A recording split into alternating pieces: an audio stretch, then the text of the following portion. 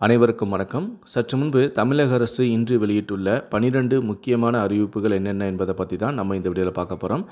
முடிந்த அளவுக்கு இந்த வீடியோவை ஸ்கிப் பண்ணாமல் முழுமையாக பாருங்கள். இந்த வீடியோக்குள்ளே போகிறதுக்கு முன்னாடி இந்த வீடியோக்கு லைக் பட்டனை ப்ரெஸ் பண்ணிடுங்க.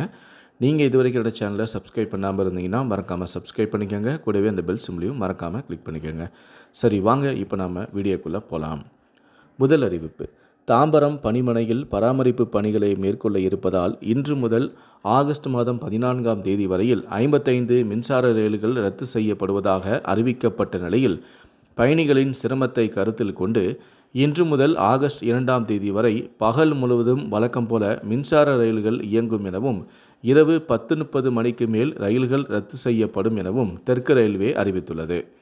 இரண்டாவது அறிவிப்பு: தமிழகத்தில் முதல் முறையாக ஆன்லைன் மூலமாக உடனடியாக கட்டிட அனுமதி பெறும் திட்டத்தை முதலமைச்சரான மு.க. ஸ்டாலின் நேற்று தொடங்கி வைத்தார். 2500 சதுரடி வரையுள்ள மனை இடத்தில் 3500 சதுரடி கட்டிட பரப்பளவிற்குள் தரைத்தளம் அல்லது தரைத்தளம் மற்றும் முதல் தளம் கொண்ட 7 மீட்டர் உயரத்திற்குட்பட்ட குடியிருப்பு கட்டிடத்தை கட்டுவதற்கு விரும்பும் பொதுமக்கள் சுய சான்றிதழ் திட்டத்தின் கீழ் கட்டிட அனுமதியை எளிதாகவும் உடனடியாகவும் பெற முடியும்.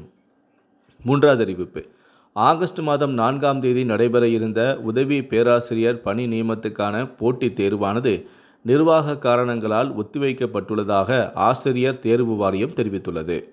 நான்காவது அறிவிப்பு: பொதுத்துறை வங்கிகளில் கிளர்க் பணிக்கு விண்ணப்பிக்க கால அவகாசம் நீடிப்பு செய்யப்பட்டுள்ளது. நேற்றுடன் அவகாசம் நிறைவடைய இருந்த நிலையில் 28ஆம் தேதி வரை நீடிக்கப்பட்டும் உள்ளது. ஒட்டுமொத்தமாக காலி பணியிடமானது 6128, தமிழ்நாட்டிற்கான காலி பணியிடமானது 665 கூறப்பட்டுள்ளது. ஐந்தாவது அறிவிப்பு: டிஎன்பிஎஸ்சி குரூப் 2A தேர்வானது 2327 பதவிக்கு 7,90,000 பேர் விண்ணப்பம் செய்துள்ளனர். அதாவது ஒரு இடத்திற்கு சுமார் 340 பேர் வரை போட்டியிடப் போகிறார்கள். முதல்நிலை தேர்வானது செப்டம்பர் 14ஆம் தேதி நடக்கிறது. இதில் வெற்றி பெறுவோர் அடுத்த கட்டமாக மெயின் தேர்வுக்கு அழைக்கப்படுவார்கள். ஆறாவது அறிவிப்பு: 2024-25ஆம் கல்வி ஆண்டிற்கான பொறியியல் மாணவர் சேர்க்கைக்கான கலந்தாய்வை உயர்கல்வித்துறை அமைச்சரான பொன்முடி நேற்று தொடங்கி வைத்தார். நேற்று தொடங்கிய அரசு பள்ளி சிறப்பு ஒதுக்கீடு பிரிவினருக்கான கலந்தாய்வு இன்றுடன் முடிவடைகிறது.